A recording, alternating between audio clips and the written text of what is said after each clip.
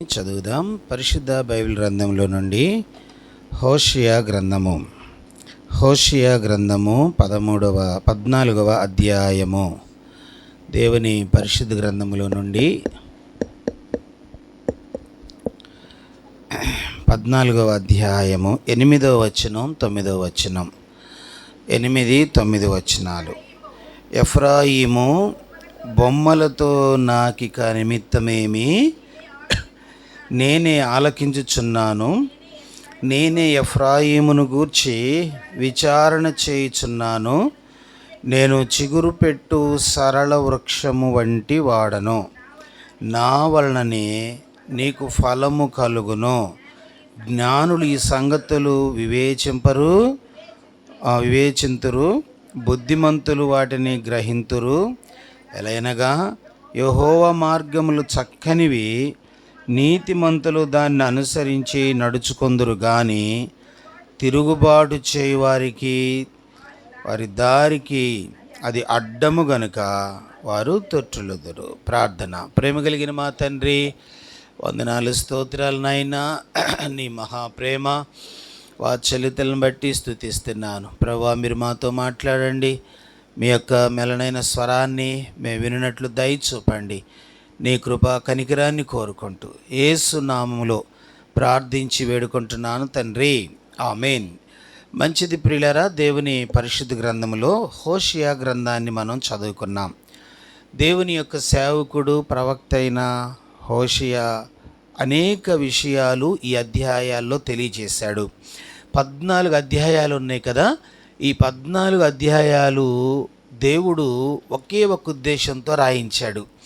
అదేంటంటే, దేవుని ప్రజలైన ఇశ్రాయేలీయులు పూర్తిగా దేవుని తట్టు తిరగాలి అనే ఒక సదుద్దేశంతో ఈ యొక్క హోషియా పుస్తకాన్ని దేవుడు రాయించాడు. ఈ హోషియా భక్తుడు బేయేరి కుమారుడు అని బైబిల్ చెప్తుంది. ఇతడు కొందరు రాజుల కాలములో ఈ ప్రవక్తగా పనిచేశాడు. 1వ అధ్యాయం 1వ వచనం.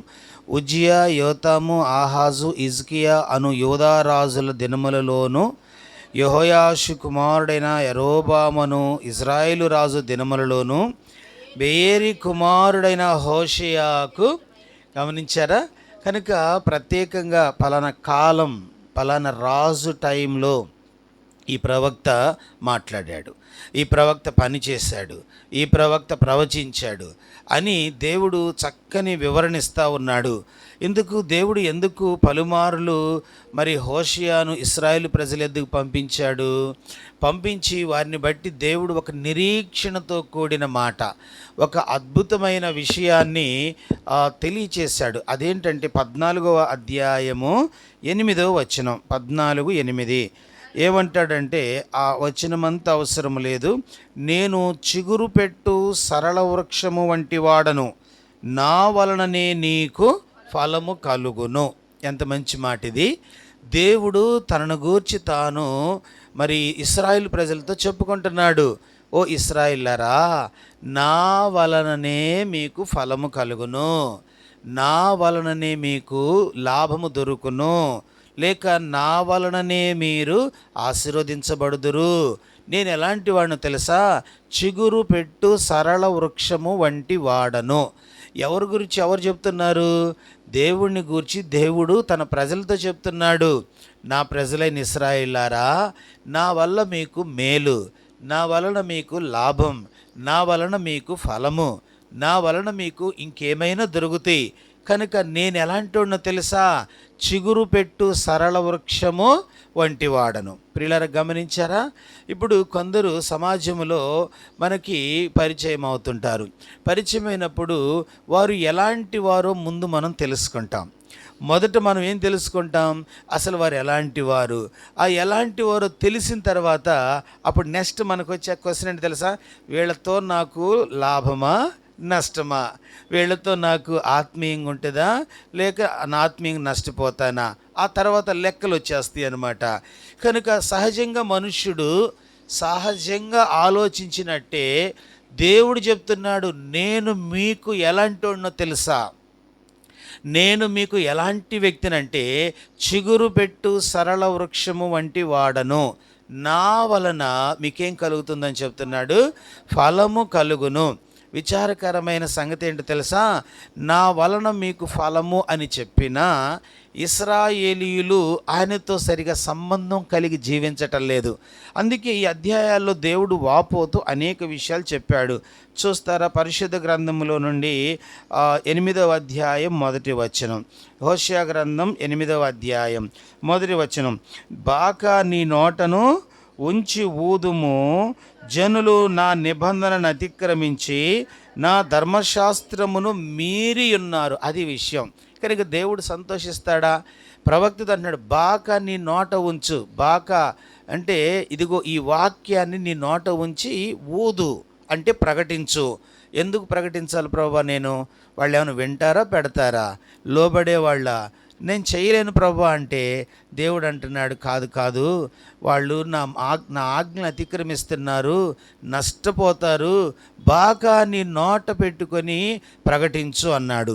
ఇంకెందుకు ప్రకటించమన్నాడు? 9వ అధ్యాయం ఈ యెహోషువ గ్రంథం 9వ అధ్యాయం 1వ వచనం. ఇశ్రాయేలు అన్యజనులు సంతోషించినట్లు నీవు సంబరపడి సంతోషించవద్దు, నీవు నీ దేవుని విసర్జించి వ్యభిచరించితివి అంటున్నాడు. కనుక వీళ్ళు ఎలాగున్నారంటే, అన్యజనులు ఎట్లా సంతోషిస్తారో, అన్యజనులు ఎందులో అతిశయిస్తారో, అన్యజనులు ఎందులో వారు మరి బ్రతుకుతుంటారో అట్లనే వీళ్ళు కూడా ఉన్నారంట. అట్లనే వీళ్ళు కూడా జీవిస్తున్నారంట. అట్లనే వీళ్ళు కూడా ఆలోచన కలిగిన వారుగా ఉన్నారంట. దేవుని వాక్యం ఏం చెప్తుంది పరిశుద్ధ గ్రంథంలోనంటే? పరిశుద్ధ బైబిల్ గ్రంథం మనకేం చెప్తుంది? మీరు అన్యజనులు సంతోషించినట్టు మీరేం కాకూడదు, మీరు సంతోషించకూడదు, అన్యజనుల్లాగా సంతోషించకూడదు అని పరిశుద్ధ గ్రంథంలో మనం చదువుతూ ఉన్నాం. ఇంకేమంటున్నాడు? 11వ అధ్యాయం 1వ వచనం. 11వ అధ్యాయం 1వ వచనం.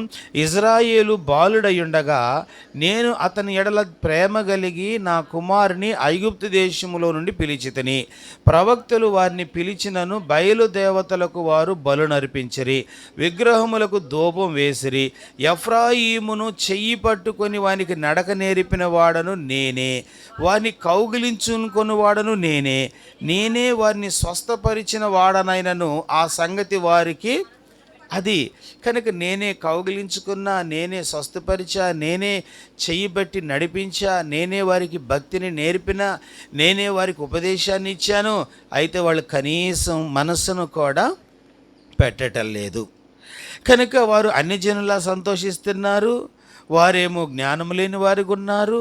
తర్వాత వారేమో దేవుడు చేసిన మేళ్లకు కృతజ్ఞతగా జీవించలేకపోతున్నారు. ఇంకా చివరికి ఎలాగున్నారు? 14వ అధ్యాయం 1వ వచనం. 14వ అధ్యాయం 1వ వచనం. ఇశ్రాయేలు, నీ పాపము చేత నీవు కూలితివి గనుక నీ దేవుడైన యెహోవా తట్టునకు అది విషయం. కనుక ఇప్పుడు ఈ ఎందుకు దేవుడు హోషేయను వాడుకున్నాడు అర్థమైందా? దేవుడు అంటున్నాడు చివరి అధ్యాయంలో, ఇశ్రాయేలు ఇన్ని వచనాలు ఎందుకు చూపించానంటే పాపము మనిషిని కూల్చేసిద్ది. పాపము మనిషికి ఎప్పుడు నిలబెట్టదు. అక్రమము మనిషిని ఎప్పుడు దీవించదు. అవిధేయత ఎప్పుడు మనిషికి మేలు చేయదు.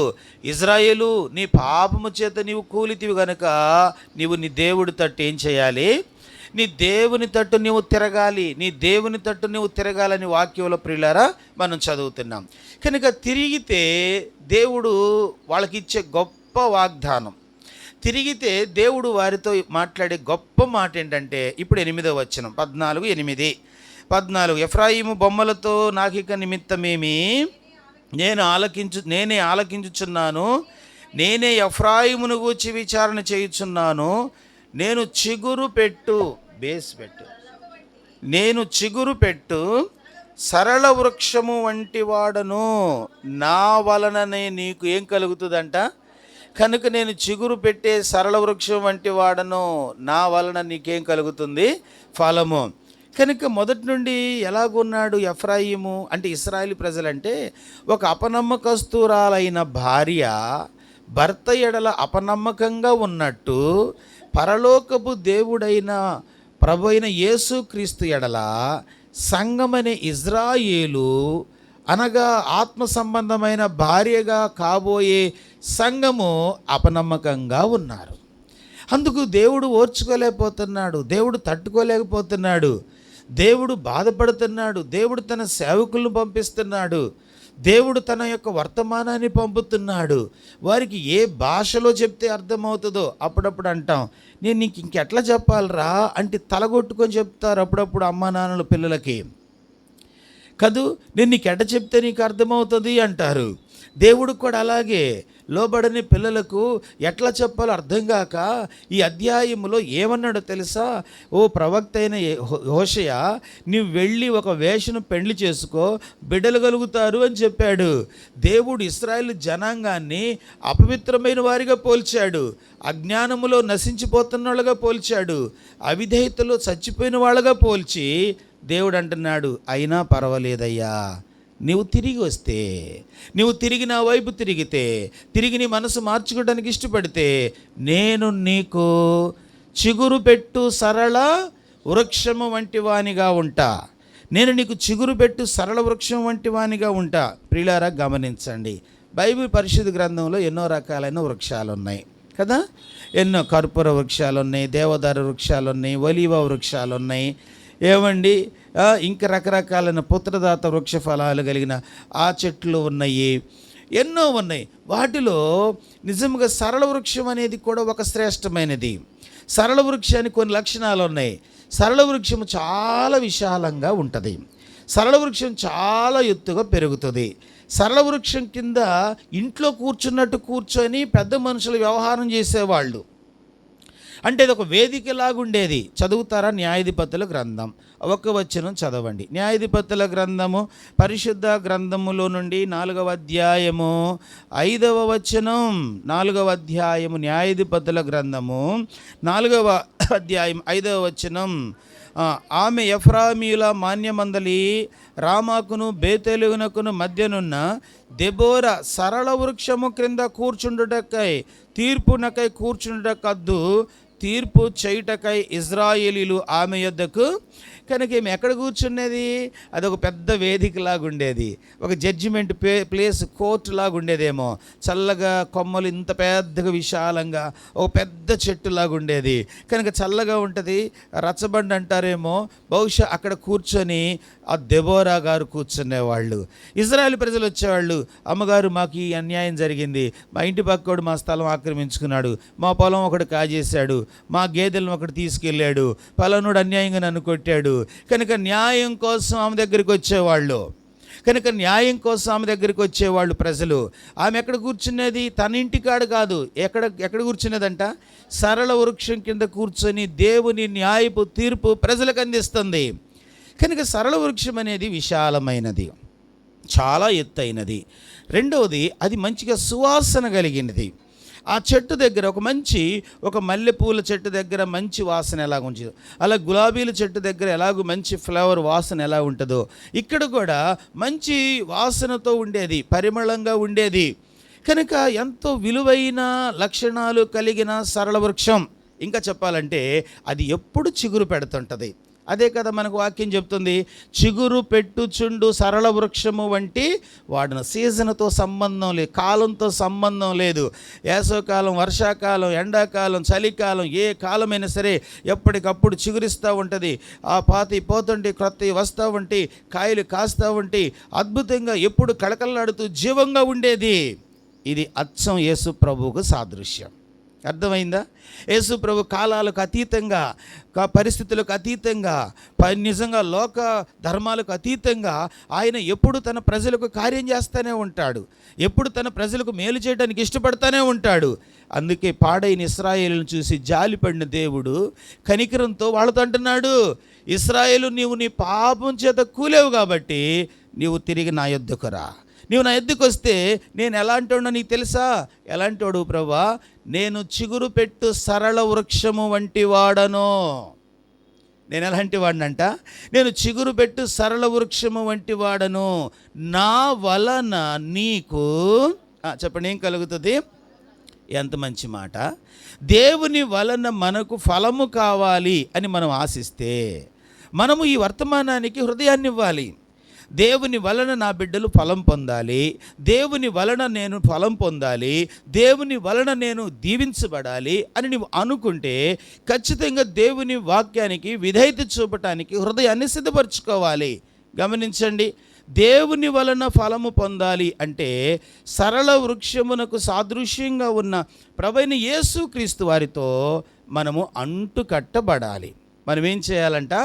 అంటుకట్టబడాలి. అదే యోహాను సువార్త 15వ అధ్యాయంలో ప్రభువైన యేసుక్రీస్తు వారు చెప్పారు, నేను నిజమైన ద్రాక్ష, మీరు తీగలు, నాకు వేరుగా ఉండి మీరు ఏమీ చేయలేనా ప్రభా?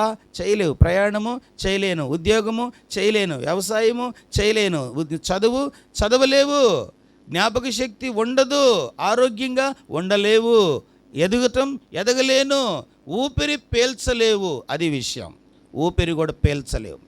కనుక ఆయనకు వేరుగా ఉండి నువ్వేమీ కూడా చేయలేవు. యేసు ప్రభువు ఎంత తేటగా, సూటిగా, స్పష్టంగా, ధారాళంగా యోహాను 15లో చెప్పాడంటే, ఇజ్రాయేలు, నేను నిజమైన ద్రాక్షవల్లి.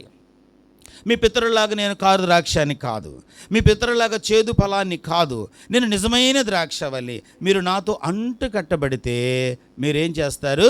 ఫలిస్తారు. ఈ మధ్యాహ్న కాలం దేవుని బిడ్డగా 3 రకాలుగా ఫలించిన 3 వ్యక్తులను త్వరగా గుర్తు చేస్తాను. రండి, మొదటి విషయం ఆదికాండం. పరిశుద్ధ గ్రంథంలో వారు ఎలా ఫలించారు, ఎందుకు ఫలించారు, మనము కూడా అలా ఫలించాలని దేవుడు కోరుకుంటున్నాడు. ఆదికాండం 26వ అధ్యాయం, ఆదికాండము 26వ అధ్యాయము పరిశుద్ధ గ్రంథములో నుండి. ఆదికాండం 26వ అధ్యాయము 26:12. ఇస్సాకు ఆ దేశమందున్నవాడై విత్తనము వేసి ఆ సంవత్సరము 100 అంతలు ఏం పొందాడంట? బైబిల్ గ్రంథం చెప్తుంది, ఇస్సాకు ఆ సంవత్సరం విత్తనం వేశాడు. విత్తనం వేసిన తర్వాత 100 అంతలుగా ఫలము పొందాను. యెహోవా అతన్ని ఆశీర్వదించిన గనుక ఆ మనుష్యుడు గొప్పవాడాయను. అతడు మిక్కిలి గొప్పవాడగు వరకు క్రమక్రమముగా. గమనించండి, కనుక మొదటిగా ఇస్సాకు ఫలించాడు. ఇస్సాకు ఫలించటానికి కారణం దేవుడే. ఎందుకంటే దేవుడు అతనికి తోడుగా ఉన్నాడు గనుక. ఎందుకు దేవుడు ఇస్సాకుకే తోడుగున్నాడు? ఆ కాలములో ఇంకొకరికి తోడుగా ఎందుకు లేడు? మరొకరికి ఎందుకు తోడుగా లేడు? పోనీ ఇస్సాకు సహోదరుడు పెద్దవాడు ఇష్మాయేలు ఉన్నాడు కదా, ఆయనకి ఎందుకు తోడుగా లేడు? మరొక వ్యక్తికి ఎందుకు దేవుడు తోడుగా లేడు? బైబిల్ గ్రంథం మనకి ఏం బోధిస్తుంది? ఏమి దేవుని వాక్యం సెలవిస్తుంది పరిశుద్ధ గ్రంథంలోనంటే, దేవుని యొక్క వాక్యంలో రాయబడిన మాట, యెహోవా యోసేపునకు, చెప్పండి ఏమై ఉన్నాడంట? యెహోవా యోసేపునకు తోడై ఉన్నాడు అన్నాడు. యెహోవా యోసేపునికి ఎందుకు తోడై ఉన్నాడు? ఇక్కడ రాయబడింది 26వ అధ్యాయం 1వ వచనం. అబ్రాము దినములలో వచ్చిన మొదటి కరువుగాక మరి ఒక కరువు ఆ దేశములోకి వచ్చెను. అప్పుడు ఇస్సాకు గెరారులో ఉన్న ఫిలిస్తీన్ల రాజైన అబీమెలెకు నద్దకు వెళ్ళెను. అక్కడ యెహోవా అతనికి ప్రత్యక్షమై, నీవు ఐగుప్తులోనికి వెళ్ళక నేను నీతో చెప్పు దేశమందు నివసించుము. గమనించండి, దేవుడు ఇస్సాకు యొక్క జీవితమును ఫలభరితమైనదిగా మార్చడానికి కారణం ఏంటంటే, దేవుడు వెళ్ళొద్దు అంటే వెళ్ళకుండా ఆగిపోయేవాడు. దేవుడు వెళ్ళు అంటే వెళ్ళటానికి ఇష్టపడేవాడు. ప్రభా, నీవు నిలబడమన్నావా? నేను నిలబడతా. అయితే నీవు నిలబడమన్న స్థలము గెరారు ప్రాంతం. ఫిలిస్తీన్ల రాజులున్నారు, ఫిలిస్తీ సర్దారులున్నారు. అక్కడ నాకు ఇబ్బంది కలుగుతుంది. పంటలు పండించుకోవడానికి అవకాశం లేదు, కుటుంబాన్ని కట్టుకోవడానికి అవకాశం లేదు, ఇల్లు కట్టుకోవటానికి అవకాశం లేదు, సంతోషంగా బ్రతకటానికి అవకాశం లేదు. దేవుడు అంటున్నాడు, అయినా పర్వాలేదు, నీవు ఐగుప్తులోనికి వెళ్ళొద్దు, నేను చెప్పిన స్థలములోనే నీవు నిలుచుండు. నేను చెప్పిన స్థలములో నీవు నిలుచుంటానికి నీవు ఇష్టపడాలి, దేవుడు చెప్తున్నాడు అంటూ ఒక ఉదాహరణ గుర్తు చేశాడు. 26:5. ఏలైనగా అబ్రహాము నా మాట విని నేను విధించిన దాని ఆజ్ఞలను, నా కట్టడలను, నా నియమములను గైకొనెనని. గమనించారా? అబ్రహాము కూడా నా మాట విన్నాడు. ఆయన కుమారుడివే కదా నీవు, ఇస్సాకు ఆయన కుమారుడివే కదా. అబ్రహాము నా మాట విని నా కట్టడలు గైకొన్నాడు, అందుకే అబ్రహాము దీవించబడ్డాడు. కనుక నీవు కూడా నా మాట విను అని చెప్తున్నాడు. దేవుని బిడ్డగా కనుక సరళ వృక్షము వంటి దేవుని వలన నీకు ఫలం కలగాలంటే దేవుడు నిలబడమన్న స్థలములో నిలబడటం నేర్చుకోవాలి. దేవుడు వెళ్ళకూడదు అని చెప్పిన స్థలానికి వెళ్ళకుండా ఉండటం నేర్చుకోవాలి. దేవుడు చేయకూడదు అని చెప్పిన స్థలాల్లో చేయకుండా ఉండటం నేర్చుకోవాలి. మనకి మొదటి కీర్తనలో దేవుడు దావీదు ద్వారా ఈ మాట రాయించాడు. ఏమని రాయబడింది? దుష్టుల ఆలోచన చొప్పున నడువక, తర్వాత పాపుల మార్గమున నిలువక, తర్వాత అపహాసకులు కూర్చుండు చోట కనుక నడువక, నిలువక, కూర్చుండక. అదేంటి ప్రభువా, నడవకుండా ఎట్లుంటాను, నిలవకుండా ఎట్లుంటాను, కూర్చోకుండా ఎట్లుంటానంటే ఎక్కడ నడవకూడదన్నాడో ఆలోచించా, ఎక్కడ కూర్చోకూడదన్నాడో ఆలోచించు, ఎక్కడ నడవకూడదు ఎక్కడ తిరగకూడదన్నాడో ఆలోచించు. ఇజ్రాయేలు ప్రజలు ఎందుకు పాపము చేత కూలారంటే దేవుడు విడిచిపెట్టమన్న వాటినేమో హత్తుకున్నారు, దేవుడు హత్తుకోమన్న వాటిని విడిచిపెట్టారు. ఒకవేళ ఈరోజు నీవు కూడా అలాగుంటే, ఒకవేళ నీ ఆలోచన కూడా, నీ యొక్క అభిప్రాయం కూడా విడిచిపెట్టవలసిన దాన్ని ఏమో హత్తుకోవలసిన దాన్ని విడిచిపెట్టే వ్యక్తిగా ఉంటే దేవుడు నీతో మాట్లాడుతున్నాడు. నేను నీకు సరళ వృక్షం వంటి వాడను, నా వలన నీకు ఫలం కలుగుతుంది. అయితే నీవు ఇస్సాకులాగా బ్రతుకు. ఎలా బ్రతకాలంట? ఇస్సాకులాగా బ్రతకటం నేర్చుకోవాలి. ఇస్సాకు చక్కగా దేవుని మాట వినటానికి ఇష్టపడ్డాడు. బైబిల్ పరిశుద్ధ గ్రంథములో ఎంత దీవించబడ్డాడు? 26వ అధ్యాయం 22వ వచనం, 26వ అధ్యాయం 16వ వచనం, దానికి ముందు 16 ఆదికాండం. అబీమెలెకు, నీవు మాకంటే బహు బలము గలవాడవు గనుక మా యొద్ద నుండి వెళ్ళిపోమ్మని ఇస్సాకుతో. కనుక ఎంత దీవించబడ్డాడు, ఎంత ఫలం పొందాడంటే రాజుగారు అంటున్నాడు, నీవు మాకంటే ఏవండి, రాజు కంటే బలవంతుడుగా దేవుడు చేశాడు ఇస్సాకును. స్థానికుల కంటే బలవంతుడిగా దేవుడు ఇస్సాకును మార్చాడు. చాలాసార్లు మనం బలవంతులుగా ఉండాలని కదా పరిగెత్తుతున్నాం, ఆరోగ్యవంతులుగా ఉండాలని కదా ఆలోచన కలిగి ఉన్నాం, ఐశ్వర్యవంతులుగా ఉండాలి కదా ప్రయాసపడుతున్నావు. దేవుని వాక్యం చెప్తుంది, ఒక రాజు వచ్చి అడుగుతున్నాడు, మాకంటే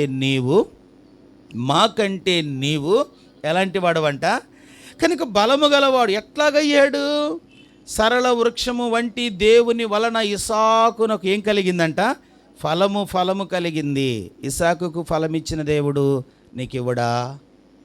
ఇస్సాకును గొప్ప చేసిన దేవుడు, బలవంతుడిగా చేసిన దేవుడు, భాగ్యవంతుడిగా చేసిన దేవుడు, రాజులు కూడా తన యొద్దకు వచ్చి దండాలు పెట్టి బ్రతిమలాడుకునేటట్టు మార్చిన దేవుడు నీకు గౌరవాన్ని ఇవ్వడా? దేవుడు తప్పకిస్తాడు. అయితే నీవు దేవునితో అంటుకట్టబడే వ్యక్తిగా ఉండు. కనుక దేవునితో, సరళ వృక్షం వంటి దేవునితో నీవు అంటుకట్టబడాలంటే అర్థం ఏంటంటే ఆయన మాట వినే వ్యక్తిగా ఉండాలి. యోహాను సువార్తలు ఈ మాట అన్నాడు. చదువుదాం. యోహాను సువార్త పరిశుద్ధ గ్రంథంలో నుండి 5వ అధ్యాయం 24వ వచనం. యోహాను సువార్త 5వ అధ్యాయము 24వ వచనం చదువుదాం. 5:24. నా మాట విని నన్ను పంపిన వాని యందు విశ్వాసముంచువాడు నిత్య జీవము గలవాడు, వాడు తీర్పులోనికి రాక మరణములో నుండి జీవములోనికి దాటి ఉన్నాడని. ఎంత మంచి వాగ్దానం అండి. కనుక నా మాట విని నన్ను పంపిన వాని యందు విశ్వాసముంచేవాడు ఎలా ఉంటాడా? వాడు తీర్పులోనికి, నిత్య జీవము గలవాడు, వాడు తీర్పులోనికి రాక మరణములో నుండి దేవుని మాట వినటం ద్వారా ఇస్సాకులాగా దీవించబడటమే కాదు, ఇస్సాకులాగా బలవంతుడిగా మారటమే కాదు, ఇస్సాకు వలె పేరును సంపాదించుకోవటమే కాదు, జీవములోకి దాటే వ్యక్తి అవుతావు. మరణములో నుండి, ఎక్కడి నుండి అంట? మరణము అంటే నరకము నుండి దాటుతావు. నరకము నుండి నీవు దాటగలుగుతావు. ఓ ప్రభువా, ఈ కష్టం ఎలా దాటాలి, ఈ పరీక్ష ఎలా దాటాలి, ఈ రోగం ఎలా దాటాలి, ఈ నింద నేను ఎలా దాటుకుంటూ వెళ్ళాలి అని విచారిస్తున్నావేమో, మాట వింటూ నేర్చుకో. దేవుడు దాటింపజేస్తాడు. దేవుని మాట వినటానికి నీ హృదయంలో చోటు ఇవ్వటం నేర్చుకుంటే దేవుడు తన వలన నీకు ఏం కలిగిస్తాడంట? ఫలము. మొదటి విషయం ఇది. కనుక ఇస్సాకుకు దేవుని ద్వారా బలమైన ఫలాన్ని పొందుకుంటూ వచ్చాడు. అందుకే సామెతల గ్రంథంలో ఒక మాట అంటే 8వ అధ్యాయం పరిశుద్ధ గ్రంథం, సామెతల గ్రంథం 8వ అధ్యాయము 19వ వచనం. సామెతల గ్రంథం 8వ అధ్యాయం 19వ వచనం, మేలిమి బంగారము కంటెను అపరంజి కంటెను నా వలన కలుగు ఫలము మంచిది, ప్రశస్తమైన వెండి కంటెను నా వలన కలుగు ఫలము వచ్చుబడి దొడ్డది. గమనించారా? 19వ వచనం, మేలిమి బంగారు కంటే అపరంజి కంటే నా వలన కలుగు. కొన్ని సందర్భాల్లో మేలిమి బంగారం ఉంటుంది, కానీ ఆ బంగారం నేను బ్రతికించలేకపోవచ్చు. అపరంజి నీతో ఉండొచ్చేమో, కానీ అపరంజి నీకు గౌరవాన్ని తీసుకురాకపోవచ్చు. గమనించారా? కనుక మేలిమి బంగారము కంటే అపరంజి కంటే నా వలన కలుగు ఫలము మంచిది. నీవు ఏ ఫలం కొరకు ప్రయాసపడుతున్నావో నాకు తెలియదు, ఏ ఫలం కొరకు నీవు కలలుగంటున్నావో నాకు తెలియదు. దేవుని వలన నీవు ఫలమును అనుభవించాలనే ఆతృత కలిగిన ఇస్సాకులాగా బ్రతకటం నేర్చుకో. ఆతృత కలిగిన ఇస్సాకులాగా నడవటం నేర్చుకో. ఇస్సాకును దేవుడు గెరారులో ఉండు బాబు అంటే అలాగే ఉండిపోయాడు. ఇక్కడ ఏమి లేవు ప్రభా, ఎవరు లేరు ప్రభా, కనుక సిటీ ఐగుప్తుకి వెళితే బాగుండేమో, అక్కడ డెవలప్ అవ్వచ్చు, వ్యాపారం చేసుకోవచ్చు, అనేకులు ఉంటారు. కాదు ఇక్కడ ఎవరు లేరా, అయినా పర్వాలేదుండు. ప్రతికూలంగా ఉందా, అయినా పర్వాలేదుండు. అనాగరికులుగా ఉన్నారా, అయినా పర్వాలేదు, ఇక్కడే ఉండు. దేవుని మాట ఇస్సాకు విన్నాడు. అతడు నూరంతలుగా ఏం పొందాడంట? మొదటి విషయం. రెండవది చదవండి. దేవుని ద్వారా నీవు ఫలమును అనుభవించాలంటే రెండవ అనుభవం ఏం కలిగి ఉండాలి? ఆదికాండం 49:22. ఆదికాండం 49, ఆదికాండము 49వ అధ్యాయము 22వ వచనాన్ని చదువుదాం. 22, యోసేపు ఫలించడి కొమ్మ, ఓట యొద్ద ఫలించడి కొమ్మ, దాని రెమ్మలు గోడ మీదికెక్కి వ్యాపించును. రెండో వ్యక్తి యోసేపు. కనుక యోసేపు ఎలాగూ ఫలమైన వాడిగా మారాడు? దేవుడు చెప్తున్నాడు హోషేయ ద్వారా, ఇశ్రాయేలు, నేను చిగురు పెట్టుచుండు సరళ వృక్షము వంటి వాడను, నా వలన నీకు ఫలము కలుగును. కనుక మొదట దేవుని వలన ఫలమును అనుభవించిన ఇస్సాకు, రెండవది దేవుని వలన ఫలభరితమైన వాడిగా మారిన యోసేపు. యోసేపు ఎలా ఫలభరితమైన వాడయ్యాడు? ఏ లక్షణాన్ని బట్టి దేవుడు ఫలభరితమైన వానిగా చేశాడు? ఆదికాండం 42:18. ఆదికాండము 42వ అధ్యాయము 18వ వచనాన్ని చదువుదాం. 3వ దినమున యోసేపు వారిని చూచి, నేను దేవునికి భయపడువాడను. చాలండి. యోసేపులో ఉన్న అద్భుతమైన లక్షణం ఏంటంటే చెప్పండి, అతడు ఏం చేసేవాడు? దేవునికి భయపడేవాడు. దేవునికి భయపడేవాడు. చాలాసార్లు మన జీవితాల్లో మనము కాస్త కోస్త భయాన్ని కలిగి ఉంటాం. అదే భయము, మనుషులతో భయము, వీరికి భయపడకపోతే నా పని కాదనే భయము, వీరిని గౌరవించకపోతే నన్ను పట్టించుకోరనే భయము. ఇవన్నీ దేవుని దృష్టిలో సరైన భయాలు కాదు. అర్థమైందా? ఇప్పుడు నేను భయపడకపోతే నా పని చెయ్యరనే భయము. ఇవన్నీ కూడా దేవుని దృష్టిలో చాలా చాలా హీనమైన భయాలు. కానీ దేవునికి కావాల్సింది ఏంటో తెలుసా? నీవుగా నీ స్థితిలో ఉంటూ దేవునికి భయపడటం నేర్చుకోవాలి. నీవుగా ఏ లాభమును ఆశించకుండా, ఏమి దేవుని యొద్ద నీవు ఆశించకుండా, ఆయన దేవుడు, నేను మానవుణ్ణి, ఆయన అనంతుడు, నేను పరిమితి గలవాడును, నేను బలహీనుడును, ఆయన బలవంతుడు, ఆయన పరిశుద్ధుడు, నేను పాపిని, కనుక నేను నిమిత్త మాత్రుడు, అనంతుడు. కనుక నీ హృదయంలో భయం రావాలి. భయం వస్తే భయములో నుండి పుట్టుకొచ్చే దాని పేరే భక్తి అన్నారు. ఈ దినాల్లో లేటెస్ట్ భక్తి అంటే తెలుసా? భయమును తీసేసిన భక్తి. భయం లేకుండా భక్తి, డైరెక్ట్ భక్తి అన్నమాట. డైరెక్ట్ భక్తి రావటం, అది విషయం. ఇప్పుడు చూడండి, తల్లి గర్భంలో ఒక బిడ్డ జన్మించడానికి 9 నెలలు దేవుడు కాలాన్ని నిర్ణయించాడు, అవయవ నిర్మాణం జరుగుతుంది. అసలు ఆ 9 నెలలు ప్రిపరేషన్ లేకుండా డైరెక్ట్గా నీ ముందు ఒక బిడ్డ నిలబడి నేనే నీ బిడ్డనంటే అదిరిపోతావు కదా. కనుక నీ జీవితంలో భయం అనేది లేకపోతే నీవు ప్రదర్శించే భక్తి కూడా అలాగే ఉంటుంది. భయము లేని భక్తి, ప్రియులారా, మనుషులు పొగడతలకు పరిమితం కావచ్చు, కానీ దేవుని ఎదుట తక్కెట్లో తూస్తే మెనే టెకేలు ఫార్ సిన్ అంటాడు. అంటే దేవుడు త్రాసులతో ఎగడగా ఏమైందంట? తక్కువగా కనపడే. అంటే దేవుని దగ్గర ఏముందని అర్థం? మీరు బంగారపు కొట్టుకెళ్తే మనం తీసుకెళ్ళిన చైను 10 గ్రాములు అని చెప్తే వాడు తీసుకొని అట్లని 10 గ్రాములు, వాడి దగ్గర ఏముంటుంది చెప్పండి? మీ దగ్గర ఏదన్నా ఇనప బకెట్నో సామాన్ ఏదన్నా ఉంటే షాప్కి వెళ్ళి, ఏమండి నేను వస్తు మార్పిడి చేసుకోవాలంటే ఇది అంత వెంటనే ఆయన దగ్గర ఒక తక్కెట్ ఉంటుంది అన్నమాట. మీరు ఏదైనా అమ్మాలనుకుంటే దానికి సంబంధించిన తూకం వేయటానికి వ్యాపారస్తుని దగ్గర ఒక తక్కెట అతని దగ్గర పెట్టుకుంటాడు. పరలోకంలో కూడా అలాగే ఉంది. ప్రభా నేను నీకోసం ఎలా చేసి అలా చేసి అంటే గుడ్డిగా నమ్మి ఆయన మనకు బహుమానాలు ఇవ్వటానికి ఆయన మనుషుడు కాడు. ఏది తీసుకురా అని తక్కెడ తీస్తాడు, వాటన్నిటిని చక్కగా లోపలికి తీసుకొస్తాడు. ఆయన తూచే దేవుడు. ప్రభు దేవుని వాక్యం చెప్తుంది, యోసేపును బట్టి దేవుడు ఎందుకు అతన్ని గొప్ప చేయాలనుకున్నాడంటే, యోసేపుకు చిన్న వయసులో తల్లి చనిపోయినా, తండ్రి యొక్క ప్రేమ నోచుకోకపోయినా, అన్నయ్యలే తనని దూషించి ద్వేషించి కొట్టి హింసించి పనివాడిగా అతను బానిసగా అమ్మివేసిన వారు తను ఎదుట పడగానే ఆయన ఏమన్నాడు తెలుసా? నేను దేవునికి చెప్పగలుగుతావా? అన్న నేను దేవునికి భయపడేవాడును, దయచేసి ఏమనుకోవద్దు, నేను ఈ పని చేయను, నేను దేవునికి భయపడేదానక్క, అందుకే నేను ఇక్కడికి రాను. చెప్పగలుగుతావా?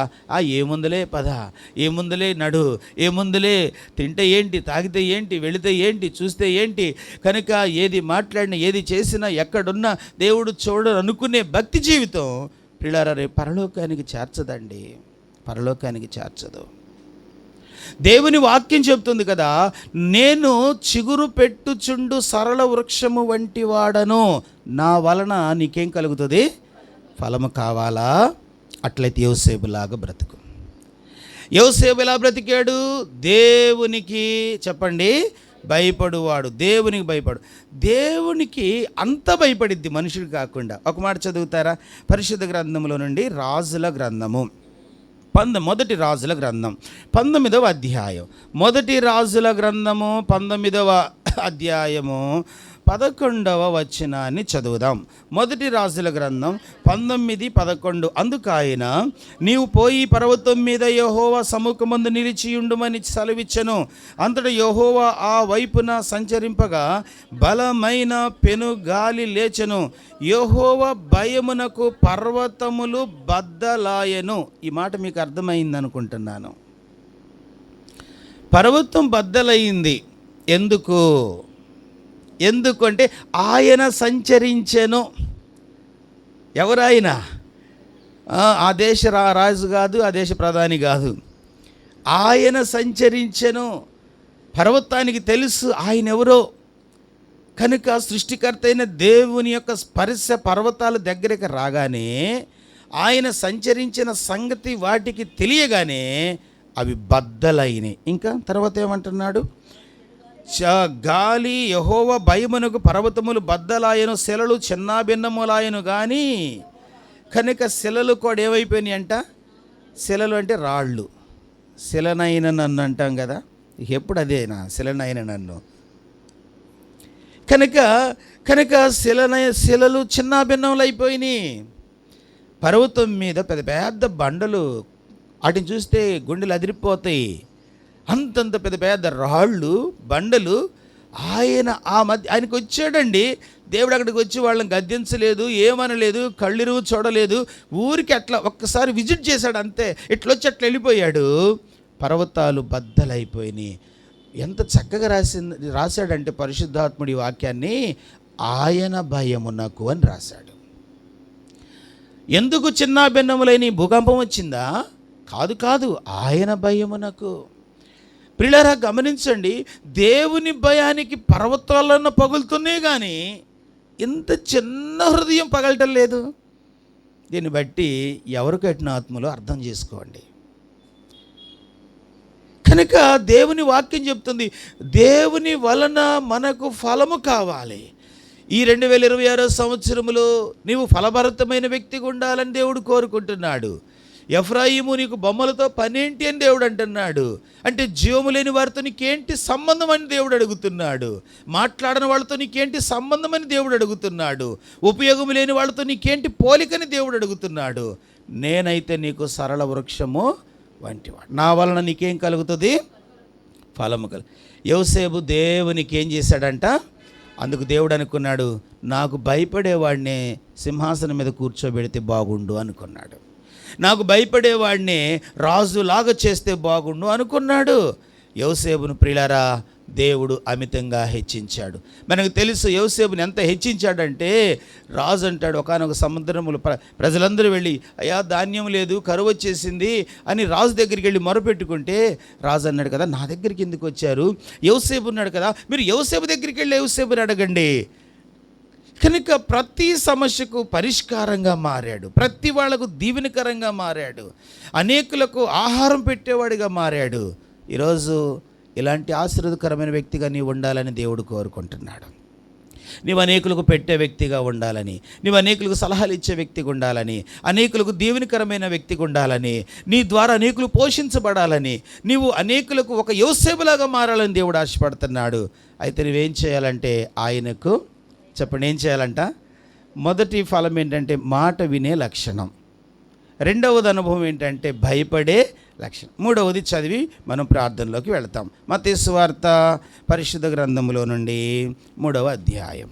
మత్తయి సువార్త 3వ అధ్యాయం మొదటి వచనం, ఆ దినముల యందు బాప్తిస్మిచ్చు యోహాను వచ్చి పరలోక రాజ్యము సమీపించి ఉన్నది, మారు మనసు పొందుడని యూదయ అరణ్యములో ప్రకటించుచుండెను. తరువాత 7వ వచనం, మరి అతడు పరిసయ్యులలోను సద్దుకయ్యులలోను అనేకులు బాప్తిసం పొందవచ్చుట చూచి, సర్పసంతానమా, రాబో ఉగ్రతను తప్పించుకున్నటకు మీకు బుద్ధి చెప్పిన వాడెవడు? మారు మనసుకు తగిన ఫలమును. 3వ ఫలం మారు మనస్సు. మూడవది ఏంటి చెప్పండి? మొదటిది ఏంటంటే మాట వినే జీవితం, రెండవది భయపడే జీవితం, మూడవది మారు మనస్సు. మూడవది ఏంటంట? మారు మనస్సు. దేవుని వాక్యం చెప్తుంది మారు మనస్సు పొందటం అవసరం. బాప్తిస్తానికి పొందిన మారు మనస్సు సంతోషదాయకమైనదే, కాదంటలేదు. కానీ పడిపోయినప్పుడల్లా నీవేం చేయాలి? మారు మనసు పొందాలి. జారిపోయినప్పుడల్లా ఇంట్లో స్నానం చేసి చక్కగా బయలుదేరాం, మంచి బట్టలు వేసుకున్నాం, బయటికి వెళ్ళిన తర్వాత కొంత దూరం ఒక 2-3 గంటలు ప్రయాణం చేసిన తర్వాత ఎక్కడికైతే వెళ్తామో అక్కడికి వెళ్ళి మరలా కాళ్ళు చేతులు కడుక్కుంటాం. ఎందుకు? అక్కడికి వెళ్ళిన తర్వాత కాస్త మొహం అలా కడుక్కుంటాం. ఎందుకు? ఈ మధ్య ఏమైంది? ఈ 3 గంటల ప్రయాణం నీకు అర్థమైంది ఏంటంటే, నా మొక్కాన డస్ట్ పేరుకుంది, నా కాళ్ళు మట్టిలో తిరిగినాయి, నేను ట్రాఫిక్ జాములు ఇరుక్కుపోయి వచ్చాను, ఈ లోక మాలిన్యం నన్ను అంటుకుంది, కనుక నేను కాస్త ఫ్రెష్ అవ్వాలి అనిపించింది. అందుకే పోయిన ఆదివారము శనివారం చెప్తూ వచ్చానమాట. దేవుని యొక్క వాక్యం అనేది అద్దం వంటిది. ఆ అద్దం ముందుకు మనం వచ్చినప్పుడు మనకి ఏదైతే లోపం ఉన్నదని అద్దం చూపించిందో కనుక మనల్ని మనం తుడుచుకోవాలి. కానీ అద్దాన్ని తుడిస్తే ఎట్లా ఉంటుంది? మీ ఇంట్లో అద్దాన్ని అలాగే చేస్తారా? మీ డ్రెస్సింగ్ టేబుల్ దగ్గరికి వెళ్ళి ఒకవేళ మీ హెయిర్ సరి చేసుకోవాల్సిన ప్లేస్లో, మొఖాన్ని సరి చేసిన ప్లేస్లో అక్కడ అద్దం మీద చేయబెట్టి దాన్ని, ఆ మిర్రర్ని శుభ్రం చేస్తారా? అలా శుభ్రం చేస్తే నువ్వు శుభ్రం అవుతావా? మరి అది ఎందుకు వాక్యం దగ్గరికి వచ్చేసరికి రివర్స్. కనుక వాక్యం అద్దం. వాక్యాన్ని నువ్వు కడగడానికి సరి చేయడానికి ప్రయత్నించుకో, నిన్ను నువ్వు సరి చేసుకోవటానికి ప్రయత్నించు, నన్ను నేను సరి చేసుకోవడానికి ప్రయత్నించాలి. అద్దం ముందు నిలబడిన వ్యక్తి తన్ను తాను శుభ్రం చేసుకోమని అద్దం చూపించింది, కానీ అద్దాన్ని సరిచేసే వ్యక్తిగా నీవు ఉండకూడదు సుమా. అద్దాన్ని సరిచేసే భక్తిని మనం నేర్చుకోకూడదు. దేవుని వాక్యం ఏం చెప్తుంది పరిశుద్ధ గ్రంథములోనంటే, వారు మారు మనసుకు తగిన ఏ ఫలం అంట? మారు మనసుకు తగిన ఫలం ఫలించాలని చెప్పాడు. మారు మనసుకు తగిన ఫలాన్ని ప్రియులారా ఫలించిన ఒక వ్యక్తి ఎంత దేవునికరంగా మారిందో తెలుసా? బైబిల్ గ్రంథంలో క్రొత్త నిబంధనలో అనేకులు మారు మనసు పొందారు, బాప్తిసం తీసుకున్నారు, సువార్తను ప్రకటించారు, దేవుని యొద్దకు అర్పణలు తీసుకొచ్చారు, దేవుని కొరకు వారు జీవించారు. కానీ ఒక స్త్రీ ఒక అద్భుతమైన విధానములో తన మారు మనసును ప్రదర్శించింది. ఆ మాట చదివి ప్రార్థన చేస్తాను. యోహాను సువార్త పరిశుద్ధ గ్రంథములో నుండి 4వ అధ్యాయం. యోహాను సువార్త 4వ అధ్యాయం 28వ వచనం. ఆ స్త్రీ తన కొండను విడిచిపెట్టి ఊరిలోనికి వెళ్ళి, మీరు వచ్చి నేను చేసినవన్నీ నాతో చెప్పిన వారిని చూతుము రండని ఈయన క్రీస్తు కాడా అని ఊరి వారితో ఒక మారు మనసు పొందిన సమరయ స్త్రీ కనుక తన పాపస్థితి అనే కొండను విడుచుకున్న తర్వాత, తన స్థితిని మార్చుకున్న తర్వాత ఆమె కొండను విడిచి ఊరిలోనికి వెళ్ళింది. ఏమి విడిచిందంట? కొండను విడిచి. కనుక ప్రభు మాట్లాడిన తర్వాత, ప్రభు దర్శించిన తర్వాత, వాక్యం అర్థమైన తర్వాత, దేవుని యొక్క ప్రేమ, దేవుని ఆరాధించే విధానం అర్థమైన తర్వాత, అరే దేవుడు ఆత్మ గనక ఆరాధించువారు ఆత్మతో సత్యముతో ఆరాధించమని చెప్పాడనే ఈ వచనం అర్థమైన తర్వాత తన యొక్క స్థితిని విడిచిపెట్టింది. పాత స్థితిని ఏం చేసిందంట? పాత స్థితిని విడిచి, కొండను విడిచి ఆమె ఎక్కడికి వెళ్ళిందంట? ఊరిలోనికి వెళ్ళి మరొక కొండ తెచ్చుకోనేను అని ఉన్నదా? చెప్పండి. ఎందుకు వెళ్ళింది ఊరిలోకి? మరొక కొండ తెచ్చుకోవడం కాదు. ఈ దినాలు విచిత్రం ఏంటంటే, ఒక పాపం విడిచిపెట్టి సంతోషిస్తాం, 4 పాపాలు మళ్ళీ తెచ్చుకుంటున్నాం. ఇదేంటో విచిత్రమైన సాక్షి, అర్థం కావట్లేదు. ఒకటి విడిచిపెట్టిన మాట వాస్తవమే, కానీ 4 తెచ్చుకున్న మాట సంగతి ఏంటి? అది దయ్యపు లక్షణం కాదా? కనుక దేవుని బిడ్డగా విడిచిపెట్టిన తర్వాత ఆమె కొండ మరలా తన జీవితంలోకి రానివ్వలేదు. విడిచిపెట్టిన తర్వాత ఆ కొండను విడిచి ఊరిలోనికి వెళ్ళి ఆమె చెప్పిన మాట ఏంటో తెలుసా? ఆమె ఇంతకు ముందు తన గురించి తాను చెప్పుకొని ఉండొచ్చు, తన గొప్పతనాన్ని గురించి మాట్లాడి ఉండవచ్చు. ఈరోజు తన గురించి కాదు, తనను రక్షించిన రక్షకుని గురించి మాట్లాడింది. నేను చేసినవన్నీ నాతో చెప్పిన మనుషుని చూద్దురు రండి, ఈయన మెస్సయ్య కాడా. ఊరిలో వాళ్ళందరినీ ప్రభు యొద్దకు తీసుకొచ్చింది. ఊరిలో ఉన్న ప్రజలందరూ ప్రభు యొద్దకు వచ్చారు. మారు మనసు పొందావంటే అర్థం ఏంటో తెలుసా? కొందరినైనా నీవు ఎక్కడికి తీసుకొస్తావు? కొందరినైనా తీసుకొస్తావు. కనీసం ఒక్కరినైనా. ఒక మంచి పాట ఉంది, వెళ్ళగలిగితే మీరు తప్పక వెళ్ళలేకపోతే వెళ్ళేవారిని ఎవరైనా వెళతారా?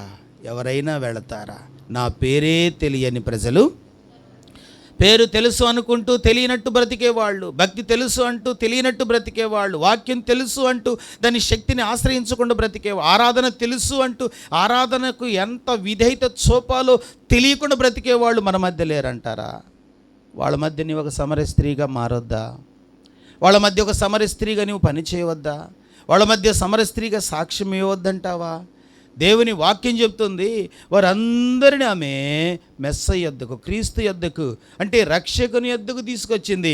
ఇదిగో నేను చేసినవన్నీ నాతో చెప్పినవన్నీ చూతుము రండి, ఈయన క్రీస్తు కాడా అంటే రక్షకుడు కాడా అని అర్థం.